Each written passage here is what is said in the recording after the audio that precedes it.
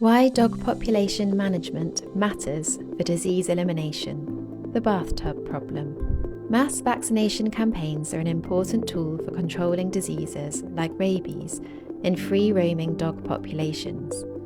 However, vaccination needs to go hand in hand with wider dog population management interventions. We start with a key concept in population management called carrying capacity. Carrying capacity is the maximum number of animals that an area can sustain, depending on the resources available for that population, such as food, water, space, and shelter.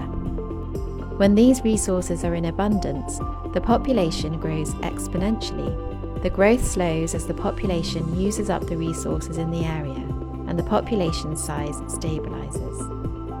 Think of a bathtub to demonstrate this concept.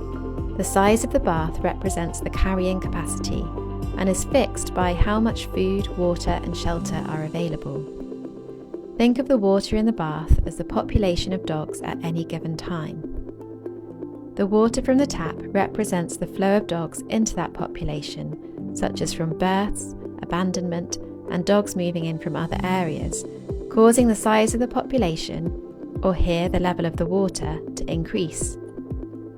The water overflows once the carrying capacity is reached and represents dogs leaving the population via deaths, disease, rehoming, or dogs moving to another area. In an unmanaged dog population, both taps are wide open due to unrestrained births and deaths in the population. While water is rushing in and rushing out, all the water in the tub is quickly lost and replaced, and the turnover is high.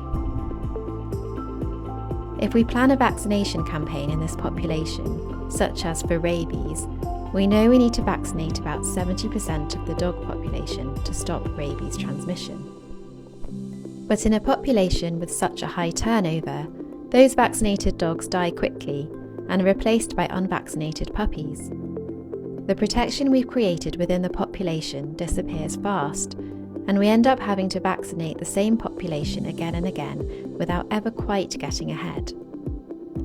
Sterilising the dog population changes this system in two ways. First, it reduces the birth rate. Fewer puppies are born, and so fewer dogs are entering the population through reproduction. Secondly, sterilised dogs tend to live longer. The lower birth rate means that there are more resources available for each animal. There's more space and less competition, so disease and mortality rates go down. Sterilisation slows the flow of water both into and out of the bath, slowing the rate of turnover, meaning that individual animals stay in the population for longer. Now, when you vaccinate that population, the effect lasts much longer. Herd immunity is maintained, and vaccination coverage remains more stable. Alongside sterilisation, we can also take steps to reduce the size of the bathtub, i.e. the carrying capacity of the environment, by gradually and humanely managing the amount of food available. Changes should never cause dogs to suddenly go hungry, but over time, reducing excess food availability can help prevent the environment from supporting a larger dog population. So, dog population management isn't just about removing dogs from the system. It's about changing the flow of water through the bath, and sometimes about the size of the bath itself. When we get those dynamics right, interventions like vaccination start to work properly, and long-term improvements in both dog and human well-being become possible.